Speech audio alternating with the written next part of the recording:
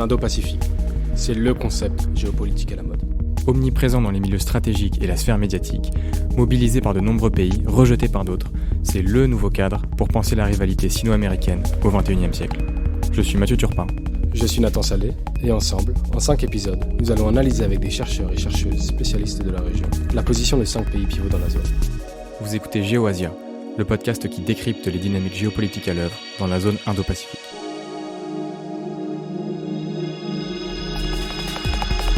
Nous sommes à Cochin, ville portuaire de l'état du Kerala, au sud de l'Inde, à la fin de l'été 2022. Vêtu d'une casquette ornée du logo de la marine indienne, Narendra Modi tire une ficelle. S'ouvre alors doucement le rideau qui cachait un panneau en bois, où s'étale en lettres d'or un nom, Vikrant. Le Vikrant, courageux en sanskrit, vient compléter ce qui est présenté par Delhi comme l'aboutissement d'une montée en gamme dans le domaine maritime. Porte-avions de l'envergure du Charles de Gaulle, le Vikrant se targue d'être majoritairement made in India. Pourtant, si le gros de la conception s'est bien fait à Cochin, le projet est tout de même assez loin de l'idéal d'autonomie stratégique indienne. Les parties les plus critiques, notamment l'électronique du navire, sont importées de Russie. Et surtout, le navire ne fut opérationnel qu'après 20 ans de mise à quai. Le cas du Vikrant et ses ambiguïtés interrogent plus largement sur la place que Delhi veut donner à l'Indo-Pacifique. L'Inde est une des nations qui a le plus fait la promotion du concept, dès le début des années 2010, et l'océan Indien, que Delhi décrit comme son précaré, constitue la moitié de l'espace géographique couvert par la notion. Pourtant, la marine indienne, élément essentiel de toute stratégie indo-pacifique, est la moins dotée des 3 armes en Inde. Et au-delà même des moyens qui suivent ces ambitions, c'est finalement les orientations stratégiques indiennes que l'on peut interroger. Ce tiraillement entre nord et sud, et comme nous allons le voir, entre terre et mer. Pour aborder ces enjeux, nous avons le plaisir de recevoir Jean-Luc Racine, et on retrouve tout de suite Mathieu Turpin en compagnie de notre invité. Jean-Luc Racine, bonjour. Bonjour. Vous êtes directeur de recherche émérite au CNRS, au Centre d'études sud-asiatiques et himalayennes, chercheur senior au Asia Center, spécialiste de l'Inde contemporaine et de la géopolitique de l'Asie du Sud. Merci de nous accompagner pour cette émission. Pour commencer, on sait que Delhi se saisit très tôt de la notion d'Indo-Pacifique, et je vous propose à cet égard de commencer par une date clé, 2015. 2015 qui semble être une année pivot avec le lancement de 3 initiatives majeures. D'abord, une vision stratégique commune pour la région de l'Asie-Pacifique et de l'océan Indien avec Washington. Dans le même registre, un partenariat stratégique pour l'Indo-Pacifique avec le Japon, appelé Vision 2025. Et enfin, 3e élément, SAGAR. SAGAR, c'est-à-dire Océan en hindi, mais qui est aussi un acronyme pour Security and Growth for All in the Region, c'est-à-dire sécurité et développement pour tous dans la région. Alors, est-ce que vous pouvez nous expliquer le contexte géopolitique qui mène l'Inde à lancer ces stratégies indo-pacifiques et en quoi consistent ces initiatives ? Alors, il faut d'abord rappeler, fût-ce brièvement, que, comme chacun sait, le triangle indien qui s'avance vers la mer, ce qui explique donc la vision indienne de l'océan Indien, où elle se considère comme un État central, pivot, s'appuie, ce triangle, sur l'Himalaya.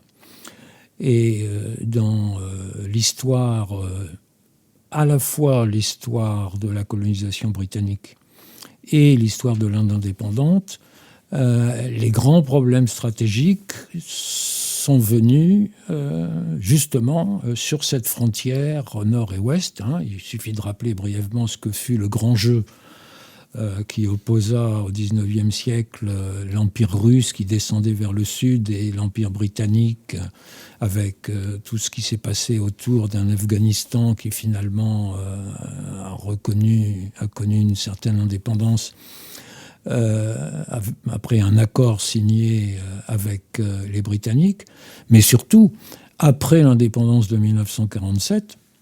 Les relations se sont très vite tendues avec le Pakistan, après donc la recomposition de l'ancien empire britannique, avec non pas un État successeur postcolonial, mais 2, puis 3, avec la sécession du Bangladesh qui quitte le Pakistan en 1971. Depuis, il y a eu 4 guerres, la première dès les lendemains de l'indépendance, toujours pour l'essentiel sur la question du Cachemire, territoire himalayen s'il en est. Donc cette question indo-pakistanaise est évidemment centrale dans les préoccupations stratégiques du pays. S'y ajoute, alors que Nehru voulait avoir de bonnes relations avec la Chine de Mao Tse-tung, le contentieux frontalier entre la Chine et l'Inde le long de l'Himalaya, puisque Pékin n'a jamais reconnu la frontière entre le Tibet et l'Inde qui avait été signée en 1914 par les Britanniques.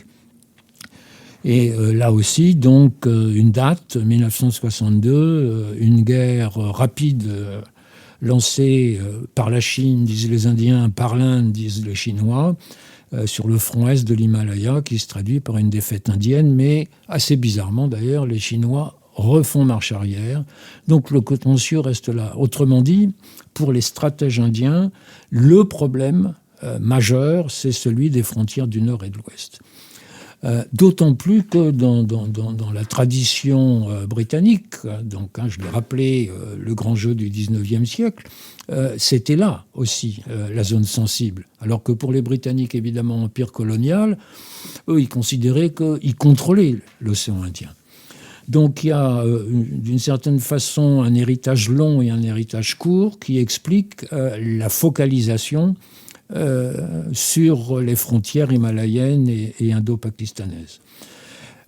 Pour autant, la montée en puissance de la Chine, d'une part, et évidemment l'activisme chinois dans le Pacifique, mais surtout pour New Delhi dans l'océan Indien, avec la construction par la Chine de ports dans tous les États voisins de l'Inde, a changé...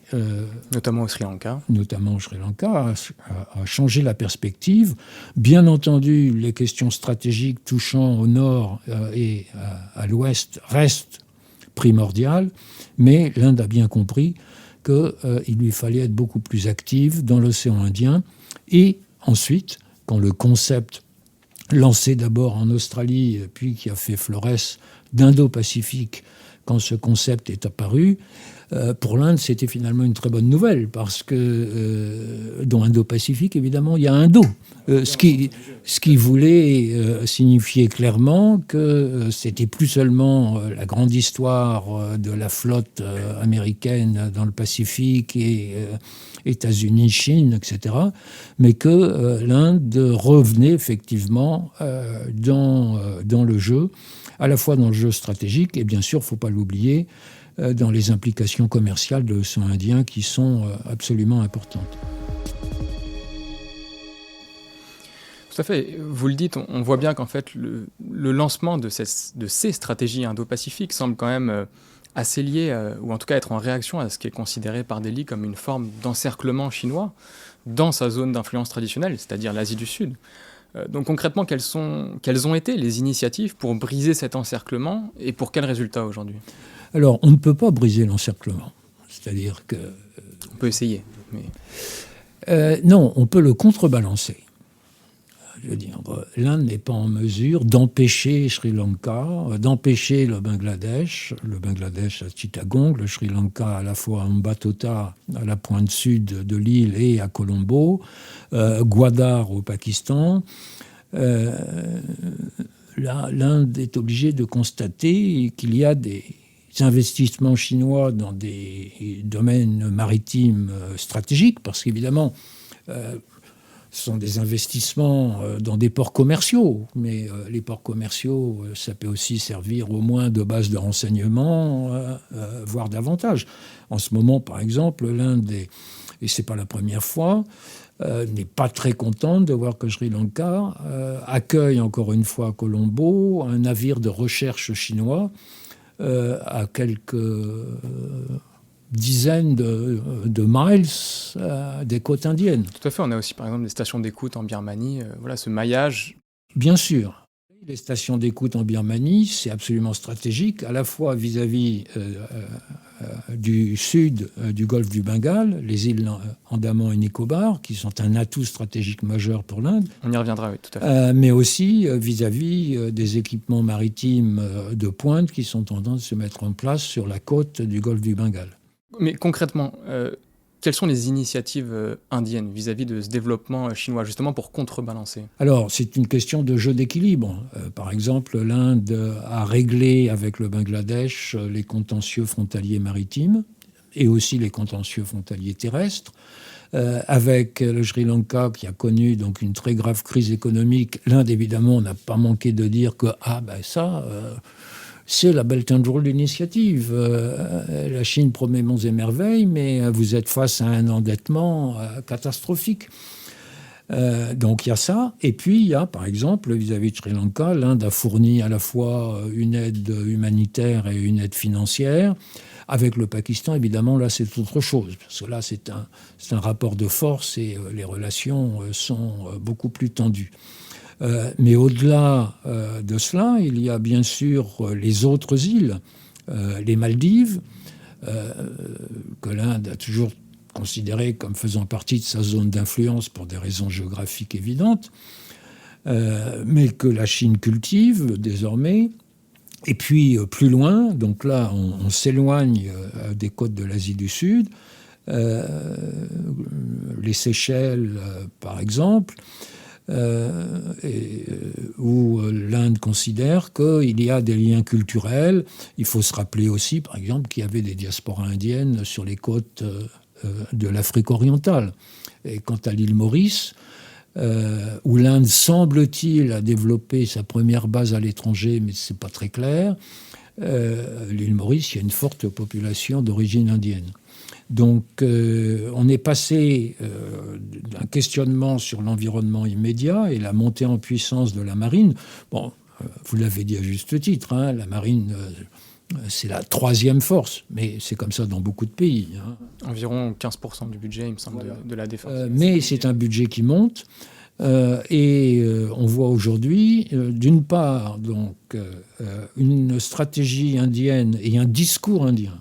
Et on sait que l'actuel gouvernement de Narendra Modi, arrivé au pouvoir en 2014, est un gouvernement qui cultive le discours. Prend maintenant l'océan Indien dans sa totalité et essaie de donner corps avec des avancées incertaines parfois, mais qui méritent quand même attention, sur le volet pacifique de l'Indo-Pacifique. Donc on évoque évidemment ce que l'Inde peut considérer comme une forme d'encerclement chinois. Vous l'avez dit, cette idée de contrebalancer de plus en plus. Mais évidemment, l'Inde ne fait pas tout par rapport à la Chine. Il y a d'autres enjeux sur cet aspect maritime, ce nécessaire développement des enjeux maritimes. Je pense par exemple à la crédibilité de la dissuasion nucléaire indienne. Rappelons que l'Inde dispose de cette triade nucléaire, ou aussi plus simplement au poids croissant que prend aujourd'hui l'océan Indien dans le commerce mondial. Donc quels sont ces autres enjeux qui tendent à pousser l'Inde vers les mers ? Bon, vous l'avez dit, hein, pour le nucléaire, on peut être bref parce que c'est clair et net, c'est la triade, ce qui veut dire que l'Inde est maintenant pourvue de sous-marins nucléaires, y compris un qu'elle a mis en place elle-même, semble-t-il. Donc deux SNLE actuellement pour l'Inde. Qui sont basés, ça n'est pas un hasard, sur la côte du golfe du Bengale, donc évidemment à proximité de la Chine, à proximité relative, mais regardant plutôt du côté chinois, d'une part. Et puis, évidemment, il ne faut pas oublier que l'océan Indien est pour l'Inde un outil majeur de son commerce extérieur. Hein. L'essentiel du commerce extérieur indien, c'est un commerce maritime, mais qu'aussi, dans le discours indien, la volonté de s'affirmer comme une puissance, j'allais dire, bienveillante vis-à-vis des autres États. La part de l'océan Indien dans le commerce mondial est essentielle. Elle est essentielle, a fortiori, pour l'approvisionnement en pétrole de la Chine et du Japon, quand même des puissances économiques majeures, donc tout ça en provenance du Golfe. Mais aussi, bien sûr, les porte-conteneurs chinois ou japonais ou sud-coréens passent par l'océan Indien pour rallier l'Europe. Donc les enjeux sont absolument considérables, à la fois sous un angle propre à l'Inde, mais aussi dans ce discours indien qui veut présenter l'Inde et son nouveau regard maritime, en quelque sorte, comme visant le bien commun, et à la fois en matière de sécurité maritime, en matière de développement, en matière de questions climatiques. Il y a toute une rhétorique qui est très frappante et qui vise à instiller la confiance et en contre-coup à dire « nous, on ne se comporte pas comme les Chinois ». C'est jamais dit comme ça, mais ça fait partie du sens que tous ces discours veulent porter. Tout à fait, mais à cet égard, justement, comment interprétez-vous ce rapprochement avec les États-Unis, puisque donc l'Inde, pays historiquement non aligné, et qui cultive ce qu'on appelle aujourd'hui le plurilatéralisme, cette idée, donc vous parlez notamment de diplomatie tout azimut, mais qui pourtant, on l'évoquait en introduction, en 2015, a donc cette stratégie commune pour l'Indo-Pacifique avec les États-Unis. Rappelons quand même que pour les États-Unis, leur stratégie Indo-Pacifique est vraiment pensée pour contrer la Chine. Donc comment est-ce que articule un petit peu cette ambiguïté ? La stratégie Indo-Pacifique indienne est aussi pensée pour contrer la Chine, sauf que ça n'est pas dit. Ça n'est pas dit. Il y a un discours souvent repris de Narendra Modi en 2018 dans la grande conférence du Shangri-La sur les questions internationales à Singapour, où il disait le Quad, donc ce quadrilatère de dialogue entre le Japon, les États-Unis, l'Australie et l'Inde, qui avait connu un faux départ par une manière de défection d'un des gouvernements australiens et qui a été relancé en 2017, le Quad était présenté comme étant ouvert et ne cherchant à contrarier personne. Bon, mais on sait très bien que la montée en puissance de la Chine, a fortiori dans un contexte qui s'est dégradé en 2020 avec des incidents sanglants le long de la frontière himalayenne entre l'Inde et la Chine, bien entendu, il s'agit de faire en sorte, alors qu'on peut appeler comme concert des démocraties. Shinzo Abe, dans un discours au Parlement indien, quand il était Premier ministre japonais, avait en fait lancé l'idée de ce concert des deux mers qui annonçait l'Indo-Pacifique. Avec la formule d'Indo-Pacifique libre et ouvert. Donc. Voilà, alors libre et ouvert, ça fait évidemment partie du discours récurrent, pas seulement de l'Inde. Hein. Ça renvoie d'ailleurs à la Convention des Nations Unies sur le droit de la mer, ou la circulation maritime. Oui, est censée être toujours libre et ouverte. Donc, il y a un discours, mais il y a aussi la réalité géopolitique. Donc, bien entendu, structurer un dialogue qui touche à énormément de questions. Hein. Le dialogue du Quad, ce n'est pas uniquement des questions purement stratégiques ou sécuritaires. Mais ça aussi, ça fait partie du discours. On ajoute toujours le développement, le climat, et j'en passe. Mais évidemment, il s'agit de maintenir avec de grands acteurs et avec une certaine convergence politique, et on met de côté ce qui peut poser problème, bien entendu, dans ce contexte, intégrer l'Inde faisait sens dans la logique de l'Indo-Pacifique, même si chaque pays a sa définition de l'Indo-Pacifique. Pour l'Inde, l'Indo-Pacifique, ça va jusqu'aux côtes africaines.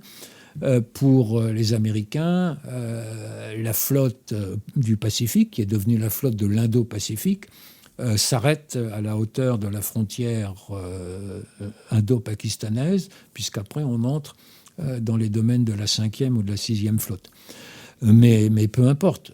Ce qui est important, et ce qu'on ne souligne pas toujours assez, mais on l'a encore vu lors de la réunion il y a quelques jours, dite du 2+2, c'est-à-dire les deux ministres de la Défense et les deux ministres des Affaires étrangères de l'Inde et des États-Unis, qui se sont retrouvés à Delhi donc, en ce mois de novembre. Il a été réaffirmé que les coopérations en matière sécuritaire, et y compris navale bien entendu, allaient se développer. Il ne s'agit pas d'alliance, puisque l'Inde n'est alliée de personne. Moi, je récuse le terme de multi-alignement qui est mis en avant parce que je considère que c'est un oxymore. Si on est multi-aligné, je veux dire, ça n'a pas de sens. En revanche, le plurilatéralisme, oui, c'est-à-dire on fait partie du Quad, on a de multiples relations sécuritaires avec les États-Unis, mais on est aussi membre de l'Organisation de coopération de Shanghai et membre des BRICS, même si la dernière initiative des BRICS qui élargit le groupement n'a pas été vraiment faite à l'initiative de l'Inde, mais bien plutôt à celle de la Chine. Pour en venir à ce qui est, je pense, le cœur du sujet, vous l'évoquiez déjà en introduction. Alors il y a certes des incursions chinoises dans l'océan Indien, mais le gros de la menace est tout de même terrestre, au nord. Donc comment Delhi arrive à gérer ce qui peut apparaître comme un dilemme stratégique entre nord et sud, entre terre et mer? Vous avez abordé l'aspect historique, mais est-ce qu'aujourd'hui on a une évolution des priorités stratégiques indiennes en conséquence? Il faut faire les deux. La réponse est là. Donc après, alors évidemment, c'est une question de moyens. Bon, il y a d'un côté les moyens humains, il y a les moyens techniques qu'on voit à l'œuvre le long de l'Himalaya, où l'Inde est en train de moderniser, il était temps, ses infrastructures d'accès aux zones frontalières, puisqu'elle a tiré les leçons des ennuis qu'elle a pu avoir aussi bien à l'est, au centre qu'à l'ouest de cette frontière himalayenne. Et ça fait bien sûr partie des réflexions stratégiques majeures. Mais en même temps, il s'agit aussi de développer les capacités navales de l'Inde avec d'un côté une montée en puissance des équipements. Donc maintenant, l'Inde dispose de 2 porte-avions, de 2 sous-marins nucléaires lanceurs d'engins, de 16 sous-marins, je dirais, classiques, dont les Scorpènes français. Et elle pense aussi bien, puisqu'on parle là de la France, à acheter des Rafales maritimes et à acheter de nouveaux Scorpènes.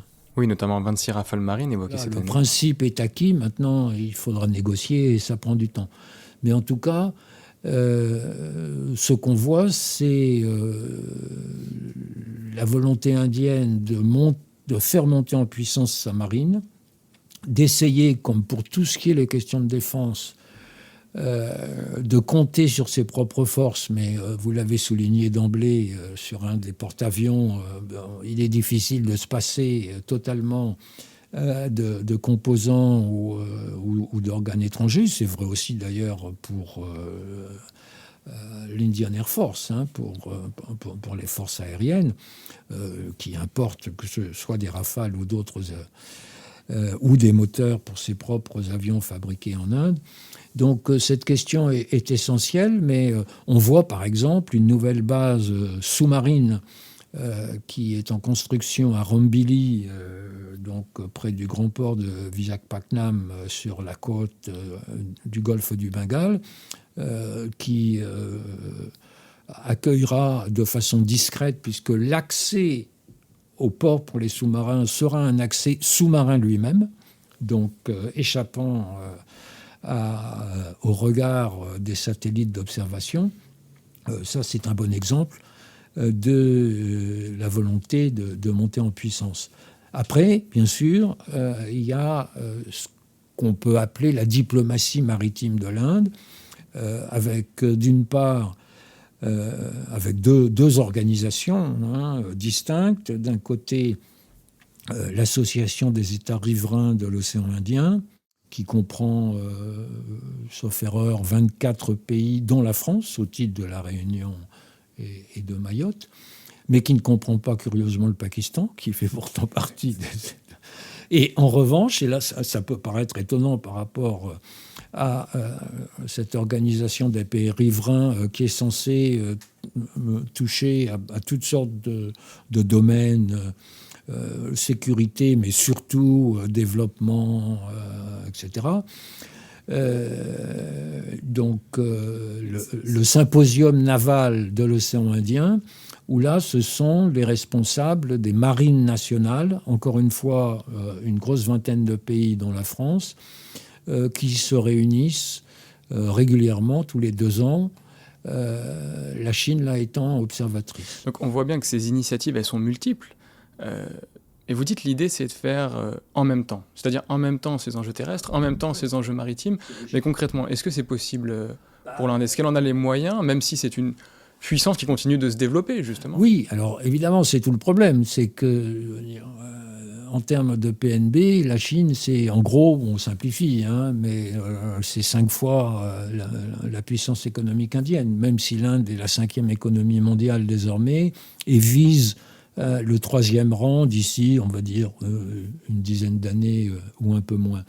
Mais le différentiel joue. Alors, on ne va pas spéculer sur le ralentissement de l'économie chinoise par rapport à la tenue relativement bonne de l'économie indienne, au moins en termes de croissance du PNB. Oui, par rapport à ce qu'ils ont aujourd'hui, voilà. Plutôt des enjeux d'emploi des forces. Évidemment, c'est assez difficile de faire les deux en même temps, mais on essaie de faire les deux en même temps. De toute façon, il n'y a pas le choix.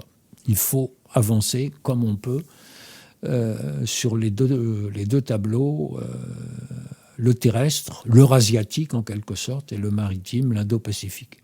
Oui, et vous dites il n'y a pas le choix parce que par ailleurs, précisons, et c'est extrêmement important que cette ambiguïté en fait est double. Donc on le disait, entre terrestre et maritime, entre sud et nord, mais au nord justement, entre la Chine et le Pakistan. Et on a à cet égard des éléments assez frappants, notamment des déplacements de troupes depuis la frontière pakistanaise vers ce qu'on appelle la Line of Actual Control, c'est-à-dire la frontière avec la Chine. Donc concrètement, aujourd'hui, quelle importance donne-t-on encore à la menace pakistanaise dans les milieux stratégiques indiens par rapport à cette menace émergente, ce qui est considéré comme une menace émergente qu'est la Chine? On ne l'oublie jamais, qu'on est quand même assez convaincu d'avoir des atouts, mais évidemment, la guerre asymétrique par le biais de mouvements terroristes, ça rebat un peu les cartes. Mais il est vrai qu'avec difficulté, il y a maintenant des débats internes au Pakistan où certains observateurs considèrent que le prix des politiques passées d'appuyer les mouvements djihadistes au Cachemire ou même ailleurs en Inde a finalement coûté très cher au Pakistan. On le voit avec la résurrection des talibans pakistanais qui est en train de gâcher en quelque sorte la relation attendue entre le Pakistan et l'Afghanistan des talibans. En même temps, évidemment, le Pakistan bénéficie toujours de la dissuasion nucléaire. Mais surtout, pour les stratèges de New Delhi, il faut être attentif aux deux fronts, d'autant plus que les deux fronts peuvent se rejoindre. Quand il y a eu des accrochages en 2020 au Ladakh indien, une des interrogations, c'est est-ce qu'il va y avoir en parallèle des accrochages le long de la ligne de contrôle entre Cachemire sous contrôle indien et Cachemire sous contrôle pakistanais. Donc il y a évidemment une corrélation qui tient aussi au fait des excellentes relations nouées entre la Chine et le Pakistan. Dans la rhétorique, notre amitié est aussi haute que l'Himalaya et aussi profonde que l'océan, pour reprendre la dualité qui rentre aussi dans les nouvelles routes de la soie. Voilà, et bien sûr, il y a le corridor économique sino-pakistanais qui relie le Xinjiang chinois à la mer d'Arabie, avec la montée en puissance du port de Gwadar, proche de la frontière iranienne, port de commerce, mais depuis que la Chine a créé sa première base navale à l'étranger, à Djibouti, il y a aussi une interrogation, est-ce qu'il n'y aurait pas dans les projets, dans les cartons de Xi Jinping, une deuxième base qui se trouverait entre Gwadar et la frontière iranienne, donc dans un endroit évidemment stratégique à la sortie du golfe arabo-persique, mais aussi stratégique vis-à-vis de l'Inde, puisque ça permettrait de contrôler toute la mer d'Arabie, c'est-à-dire l'ouest, le nord-ouest de l'océan Indien. Mais justement, à quoi concrètement se préparent les Indiens à la frontière chinoise? Parce qu'on sait que, notamment pour la frontière avec le Pakistan, on a une doctrine qu'on appelle cold start, donc cette idée de frappe interarmes extrêmement rapide, justement, pour démobiliser le Pakistan, arriver très vite à Islamabad et ne pas les empêcher d'utiliser leurs armes nucléaires. Est-ce qu'on a aussi des schémas stratégiques qui sont pensés face à la Chine. Alors, on n'est pas dans la même catégorie. D'ailleurs, même Colstart... Bien sûr, la menace est différente de ce point de vue-là. Je veux dire, je ne crois pas que les stratèges indiens imaginent pouvoir arriver jusqu'à Islamabad, puisque justement, le Pakistan, lui, met en avant, fût-ce de façon hypothétique, l'usage de nucléaire tactique. Bon, le nucléaire tactique, personnellement, je ne vois pas bien comment il pourrait l'utiliser contre des envahisseurs indiens au Pendjab pakistanais, puisqu'on est dans des zones où il y a 600, 800 habitants au kilomètre carré. Mais ça fait partie du jeu de la dissuasion. Donc la guerre est envisageable, puisqu'elle a eu lieu plusieurs fois, fût-ce de façon brève. Avec la Chine, c'est autre chose. Puisqu'il y a eu cet épisode fâcheux de 1962, mais depuis... Environ 1400 morts côté indien. Il n'y a pas eu de guerre ouverte, il y a eu des petits accrochages.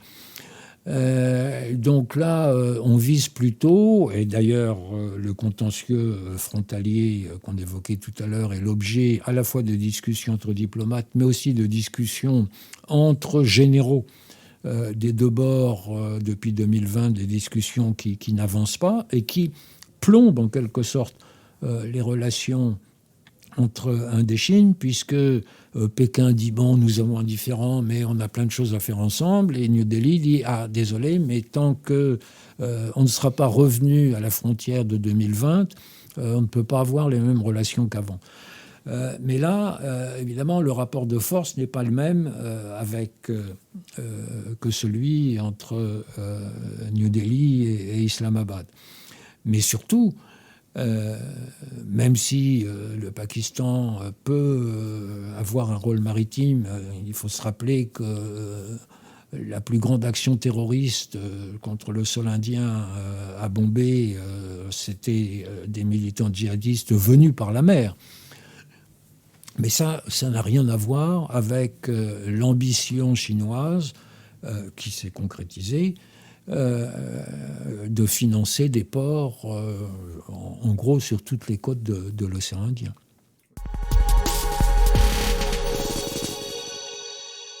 Alors revenons justement un petit peu au domaine maritime, puisque vous l'avez déjà évoqué, l'Inde possède un atout dont on parle assez peu, donc très proche du détroit de Malacca, sont les îles Andaman et Nicobar. Donc pour que l'auditeur visualise, c'est donc un archipel qui va donc du prolongement du sud de la Birmanie jusqu'au nord de l'Indonésie. Donc est-ce que vous pouvez nous expliquer le potentiel des Andamans et ce que fait Delhi pour les mettre en valeur ? Alors, c'est un potentiel qui a été laissé de côté pendant assez longtemps. Les Andamans, c'est donc un archipel où on trouve encore des populations autochtones qui parfois reçoivent très mal des visiteurs allochtones. Et puis, il restait dans la psyché indienne l'idée des prisons des îles Andaman, où un certain nombre, aussi bien de leaders du nationalisme hindou, pour des raisons qui n'avaient rien à voir avec la lutte pour l'indépendance, que des gens impliqués dans le combat pour l'indépendance. Donc, on a laissé le temps filer, mais depuis... on va dire une quinzaine d'années ou une vingtaine d'années, les choses ont changé. On a bien compris qu'être là à l'entrée ou à la sortie, comme on veut, du détroit de Malacca, c'est évidemment une position stratégique majeure. Donc la marine indienne y est maintenant présente, dans un contexte où la Chine, qui entretient des relations étroites avec la Birmanie, même si en ce moment il y a une tension en raison des troubles à la frontière sino-birmane, mais évidemment pour les Chinois qui parlent là aussi d'un corridor économique sino-birman, mais qui a un peu de mal à se concrétiser dans le contexte difficile de la Birmanie de ces derniers temps. On l'évoquait tout à l'heure, cette fameuse station d'écoute au sud, voilà. Une station d'écoute chinoise. Donc il y a des interrogations, est-ce que c'est juste une station d'écoute ou est-ce que c'est plus que ça ?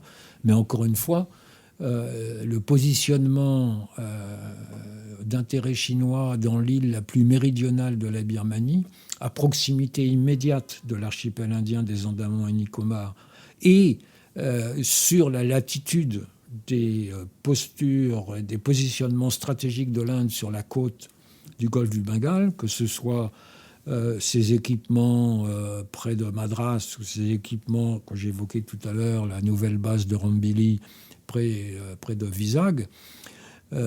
Évidemment, on ne peut pas, quand on est stratège indien, oublier l'importance de ces enjeux. D'où la nécessité pour l'Inde, et là il faut quand même le rappeler, de regarder aussi vers l'Asie du Sud-Est. Il faut se rappeler que en 1991-92, quand l'Inde du Parti du Congrès a décidé d'ouvrir l'économie indienne de façon relative, mais en tout cas de faire un pas vers la libéralisation du marché, ça s'est doublé d'une politique de regard vers l'Est, c'est le nom qui lui a été donné, la Low-East Policy, et qui fait que l'Inde est partie prenante de réunions régulières avec l'ASEAN, y compris dans le domaine militaire, et que dans le cadre du Quad et de l'Indo-Pacifique, elle veille toujours à rappeler que dans l'Indo-Pacifique, l'ASEAN a un rôle à jouer, même si, aux yeux de New Delhi, l'ASEAN est un peu timide dans cette affaire, parce qu'évidemment, la plupart des pays de l'ASEAN ont des relations économiques trop importantes avec la Chine pour prendre une liberté qui pourrait leur coûter cher, finalement, sur le plan économique. Et c'est pour ça, d'ailleurs, que quand ont été négociés ce qu'on appelle le RCEP, un traité de libre-échange unissant la Chine et bon nombre d'États de l'ASEAN et d'autres dans la région, l'Inde avait participé aux négociations jusqu'au dernier moment et finalement n'a pas signé, en considérant que cet accord la mettait trop en position de faiblesse vis-à-vis de la Chine. Donc elle a encore des marges de manœuvre. Un bon nombre de pays considèrent que il faut faire de l'équilibre. Parlons un petit peu de la France, puisque dans la zone, l'Inde est vraiment le partenaire du moment pour la France, qui, rappelons-le, se veut être une puissance indo-pacifique à part entière. Et donc, les deux pays sont dans une sorte de confluence des discours. Narendra Modi était invité d'honneur du dernier défilé du 14 juillet. L'Inde, par ailleurs, est considérée par la France comme un partenaire stratégique, ce qui se concrétise par plusieurs ventes d'armes, on les a évoquées, donc notamment 36 Rafales en 2015, encore une fois 26 Rafales marines cette année. Donc pour commencer simplement, d'où vient cette relation privilégiée entre Paris et Delhi en matière de défense ? Alors il y a deux choses à prendre en compte. Il y a d'un côté une vieille histoire. Dassault vend des armements à l'Inde depuis la fin des années 50. Il y a aussi une question qui est importante, qui est que par rapport aux États-Unis, par exemple, la France ne met pas toujours les mêmes restrictions sur l'usage des armes vendues. Il y a la volonté générale indienne de diversifier ses sources. Aujourd'hui, la part de la Russie dans l'armement indien, qui est toujours la plus importante, est tombée à 45%. La France est deuxième à 22 ou 24%, les États-Unis troisième à 11% sur les années 2018-2022. Donc la France est importante. Elle est importante aussi, c'est le deuxième point historique, depuis que Jacques Chirac a véritablement donné un nouveau coup d'envoi à la relation bilatérale. D'une part, quand il a maintenu un voyage prévu à Delhi alors que le gouvernement était tombé et le Premier ministre n'était plus qu'un Premier ministre de transition. Mais on lui avait posé la question et Chirac avait dit « Mais moi, je ne viens pas voir un Premier ministre en transition, je viens voir l'Inde. » Et puis surtout, peu après, c'était en 1998, quand l'Inde a fait ses premiers essais nucléaires reconnus, puisque celui de 1974 avait été baptisé du nom d'explosion nucléaire pacifique. Là, on reconnaît qu'il s'agit d'explosion nucléaire militaire, et la France a condamné, comme ses pairs, mais sans imposer de sanctions, contrairement par exemple aux États-Unis ou au Japon, et en faisant preuve d'une compréhension, je dirais, toute gaullienne pour une volonté d'autonomie stratégique. Et ça, c'est un tournant qui a été encore rappelé récemment, puisque la visite de Modi pour le 14 juillet a été justifiée par l'Élysée en disant « Nous célébrons le 25e anniversaire du partenariat stratégique entre l'Inde et la France ». Mais ce qui est intéressant de noter, c'est que dans les déclarations qui ont marqué cette rencontre Modi-Macron de juillet, comme dans la déclaration conjointe qui a marqué le passage de Macron à Delhi pour le sommet du G20 en septembre, les déclarations conjointes rappellent toujours la proximité des deux pays. Et la France se positionne même pour un thème qui est très cher à Narendra Modi, qui est l'horizon 2047, c'est-à-dire le centenaire de l'indépendance de l'Inde, où, si l'on en croit le Premier ministre indien, l'Inde sera à ce moment-là un pays réellement développé.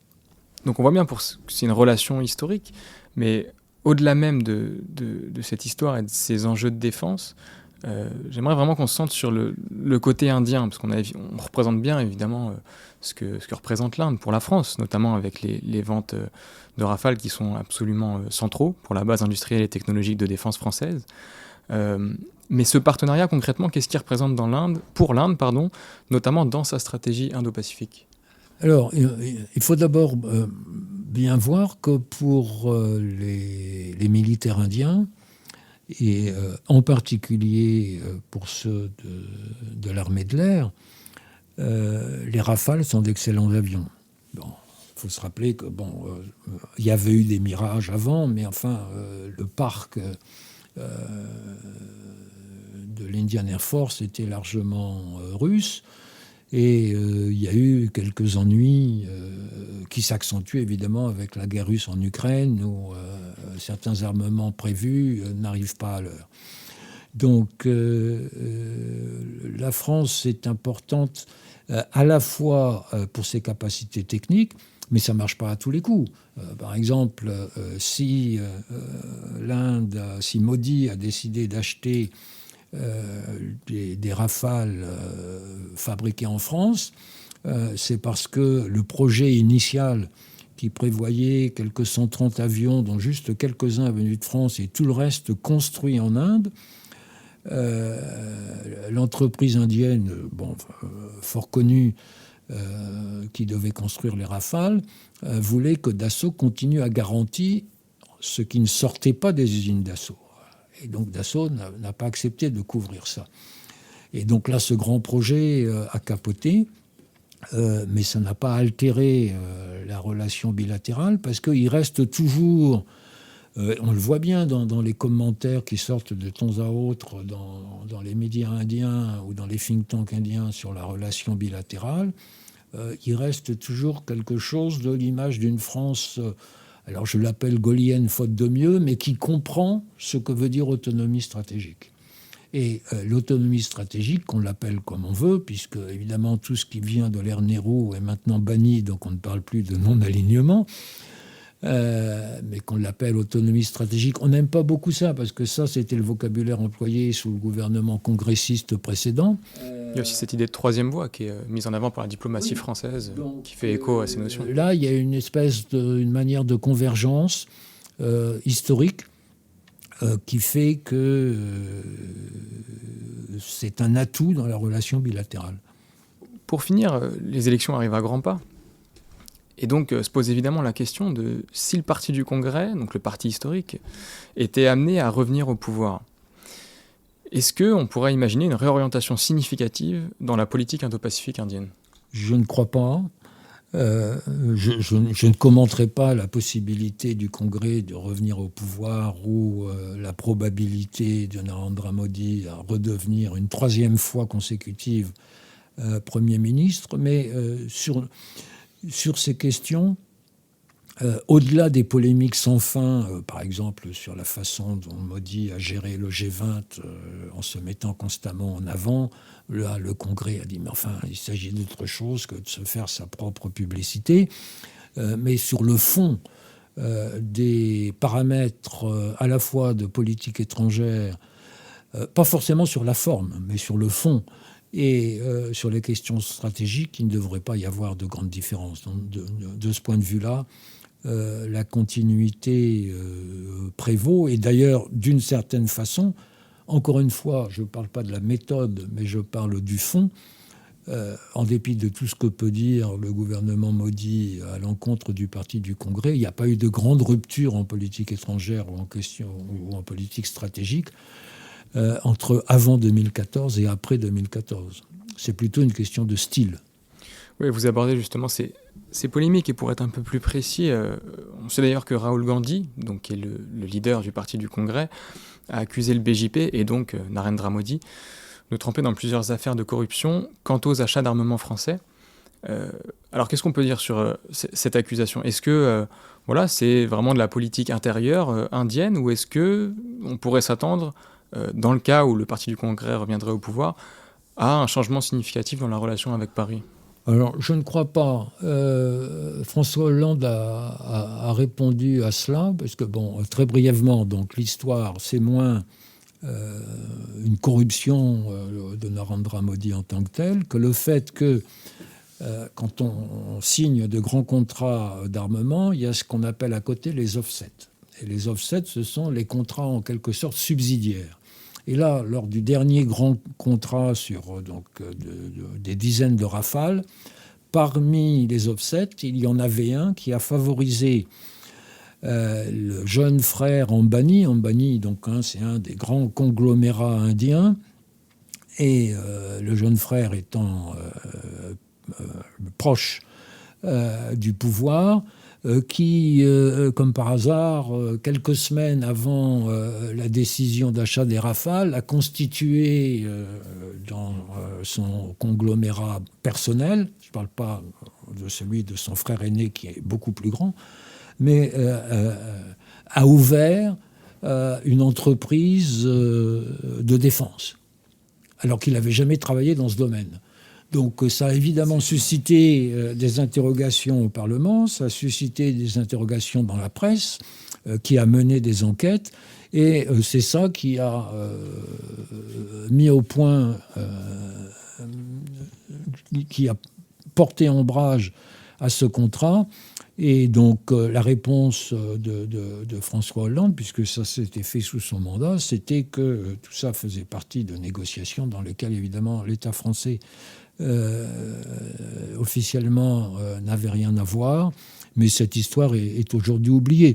Si le Congrès revenait au pouvoir, elle pourrait ressortir, mais entre-temps, il y a d'autres histoires, et en particulier avec le conglomérat de M. Adani, qui est beaucoup plus proche encore du Premier ministre, et où là, ce sont des affaires bien compliquées, mais qui, semble-t-il, ne touchent pas la France, encore que Adani a aussi des intérêts dans l'Hexagone.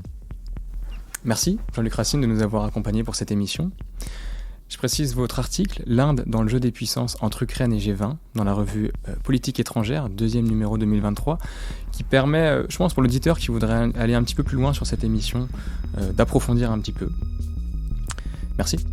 Je vous en prie. Merci de votre invitation. Vous écoutiez GeoAsia. Cette émission a été réalisée par Guillaume Puel, écrite et préparée par Nathan Salé et présentée par Mathieu Turpin. C'est une émission soutenue par le Master Affaires asiatiques de Sciences Po Lyon, Aphasia.